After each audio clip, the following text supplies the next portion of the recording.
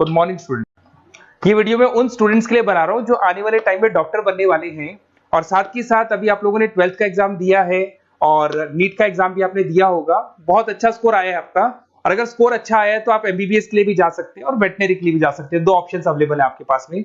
अब देखिए इसके अंदर जो डॉग लवर्स हैं या फिर अपन बोल सकते हैं जो एनिमल लवर्स हैं, इसमें सारे एनिमल्स कवर होते हैं, वो लोग इस वेटनरी वाले ऑप्शन को चूज कर सकते हैं। बहुत अच्छा ऑप्शन है, इसमें बहुत अच्छी अच्छी कैरियर अपॉर्चुनिटीज मिलेगी, बहुत अच्छा पैकेज मिलेगा और फ्यूचर ग्रोथ बहुत अच्छा है इसके अंदर। अभी अपन लोग डिस्कस करने वाले हैं veterinary, what is veterinary doctor, veterinary doctor क्या करता है, कैरियर अपॉर्चुनिटीज क्या क्या मिलेंगी इसमें, सैलरी क्या मिलेगा इसके अंदर, इंडिया में क्या सैलरी है और अब्रॉड में क्या सैलरी मिलेगा आपको, गवर्नमेंट कॉलेजेस क्या चार्ज करते हैं फीस, प्राइवेट कॉलेज क्या चार्ज करते हैं, पूरा डिटेल में डिस्कस करेंगे। कहां एडमिशन लेना चाहिए, कितनी फीस पे लेना चाहिए, स्कॉलरशिप कितना मिलेगा, कम से कम बजट में कौन सा कॉलेज मिलेगा, इसको अपन बिल्कुल डिटेल में डिस्कस करने वाले हैं। चलो शुरू करते हैं। अब देखिए एक वेटनरी डॉक्टर करता है क्या, what the veterinary doctor will do. तो वेटनरी डॉक्टर बहुत सारे काम करता है, डायग्नोस्टिक का काम है, उसका ट्रीटमेंट का काम है, सर्जरी का काम है, प्रिवेंशन क्योर का काम है, इमरजेंसी केयर के लिए आपका जो एनिमल वेलफेयर हो गया, क्लाइंट एजुकेशन हो गया, ये सारे काम को करता है। जैसे अगर अपन डायग्नोस्टिक की बात करें तो एनिमल्स का एग्जामिनेशन करना है, उसका एक्सरे करना है, ब्लड टेस्ट करना है, उसमें वो काम करेगा। अगर मैं ट्रीटमेंट की बात करता हूं तो यहाँ पे वो मेडिसिन वगैरह जो देगा वो देगा आपको, प्रोवाइड वैक्सीनेशन, वो बहुत इंपॉर्टेंट है क्योंकि वैक्सीनेशन वगैरह अपन देखते हैं डॉग्स वगैरह को रेगुलर बेसिस पे अपने को देना पड़ता है। सर्जरीज हो गई, जैसे रूटीन सर्जरीज, कॉम्प्लेक्स सर्जरीज, ये सारे काम वो करेगा। उसके बाद प्रिवेंटिंग क्योर, वैक्सीनेशन वगैरह हो गया।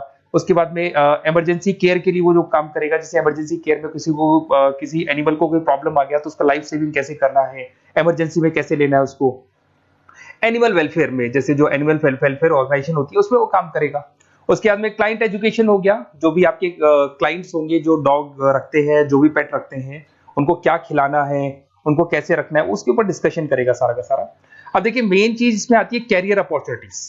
क्या कैरियर अपॉर्चुनिटीज होगी, आप डॉक्टर बन जाएंगे तो डॉक्टर बनने के बाद में आपकी जॉब कहां लगेगी या फिर अपना खुद का प्राइवेट बिजनेस खोलेंगे, कैसे करेंगे आप। इसमें सबसे बढ़िया ऑप्शन है प्राइवेट क्लिनिक्स। ये लोग अपना खुद का प्राइवेट क्लिनिक खोलते हैं, small animal, large animal, mix दोनों के लिए खोल सकते हैं। तो प्राइवेट क्लिनिक के अंदर बहुत अच्छी अर्निंग है, अपन उसका जो सैलरी पार्ट है वो भी डिस्कस करेंगे नीचे।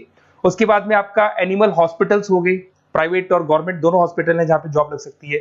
रिसर्च इंस्टीट्यूट्स हो गए जहां पे आपका जॉब लग सकता है, जैसे फार्मास्यूटिकल कंपनी हो गया, गवर्नमेंट एजेंसीज हो गया, यहाँ पे जॉब लग सकता है। उसके बाद में गवर्नमेंट एजेंसीज में public health agencies, department of agriculture, यहाँ आपका जॉब लग सकता है। कुछ लोग बोलते हैं जू हो गया, वाइल्ड लाइफ सेंचुरी हो गई, वहां आपका जॉब लग सकता है, जू, एक्वेरियम, यहाँ पे लग सकता है, वाइल्ड लाइफ सेंचुरीज में लग सकता है।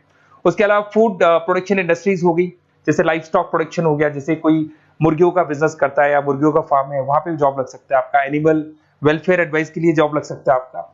कुछ नॉन प्रॉफिट ऑर्गेनाइजेशन होती है जो एनिमल्स के लिए खुली हुई है और उनका ऑब्जेक्टिव होता है कि कोई भी अगर एनिमल के साथ कोई प्रॉब्लम है तो वो लोग सॉल्व करते हैं उसको, उसका कोई चार्ज नहीं है, वहां आपका जॉब लग सकता है। उसके बाद में पेट और फूड न्यूट्रिशन, क्या खिलाना है, जैसे आपने सुना होगा डॉग्स को पेडिग्री देते हैं अपन, वैसे कौन सी चीज खिलानी चाहिए, क्या नहीं खिलाना चाहिए, उसकी जो जितनी मेडिसिन बनेगी या जितने फूड बनेंगे वहां जॉब लग सकता है आपका।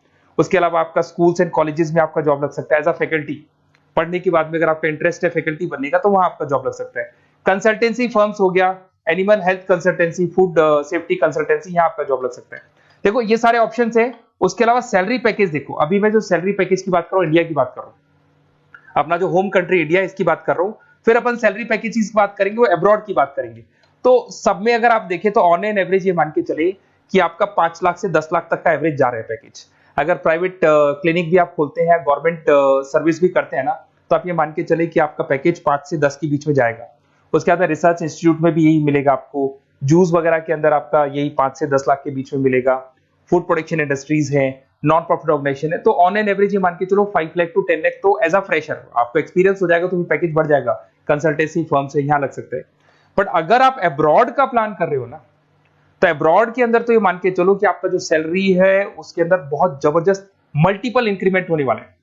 अगर आप अब्रॉड का प्लान कर रहे हैं, अगर यूएस में अगर आपका जॉब लगता है तो मान के चले ऑन एन एवरेज $1 लाख है एनुअली।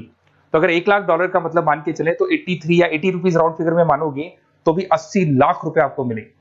तो इसके अंदर एक बहुत अच्छा ऑप्शन है कि आप एज अ डॉक्टर बन के अब्रॉड भी जा सकते हैं। कुछ लोग हैं जो नहीं जाना चाहते बट कुछ जाना चाहते हैं तो वो जा सकते हैं, इसमें अब्रॉड भी जा सकते हैं। उसमें यूएस है, यूके है, ऑस्ट्रेलिया है, कनाडा है, जर्मनी है, बाकी और बहुत सारी कंट्रीज है जहां पे बहुत अच्छे अच्छे जॉब लगेंगे। ऑन एवरेज मान के चलो 80 लाख, 70-80 लाख रुपए आपको साल के मिल जाएंगे। ये सारे ऑप्शंस हैं। अब मेन चीज पे आते हैं। देखो सीधी सी बात है, अगर इसको करना है तो उसको करने के लिए नीट में स्कोर कितना चाहिए, गवर्नमेंट कॉलेज क्या मांगेगा, प्राइवेट कॉलेज क्या मांगेगा। अगर मैं गवर्नमेंट कॉलेज की बात करता हूं तो नीट में मिनिमम 450 का मार्क्स चाहिए आपको। अगर नीट में 450 मार्क्स नहीं है, प्लस आपका 12th में 50% कंपल्सरी, फिजिक्स, केमिस्ट्री, बायो से होना चाहिए, 50% होना चाहिए, और साथ के साथ नीट के अंदर 450 मार्क्स चाहिए। 5.5 साल का कोर्स है। गवर्नमेंट कॉलेज में अगर आपको मिल जाता है तो सबसे फर्स्ट ऑप्शन यही रखेंगे आप।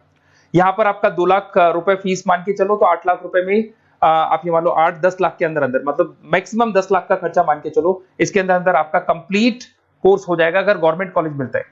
बट अगर आपका स्कोर कम है तो मैं आपको एडवाइस करूंगा गो फॉर प्राइवेट कॉलेज, क्योंकि आगे स्कोप बहुत अच्छा है कि वापस जब आप कहीं अब्रॉड जाते हैं या फिर कहीं और जॉब करेंगे तो निकल जाता है सारा पैसा, कोई दिक्कत नहीं है। प्राइवेट कॉलेज के अंदर नीट अपीयर चाहिए। अगर आपका स्कोर कम भी है तो भी चलेगा, नीट अपीयर है तो भी चलेगा। साथ के साथ अगर यहाँ पे ड्यूरेशन देखे तो वही कॉमन रहेगा।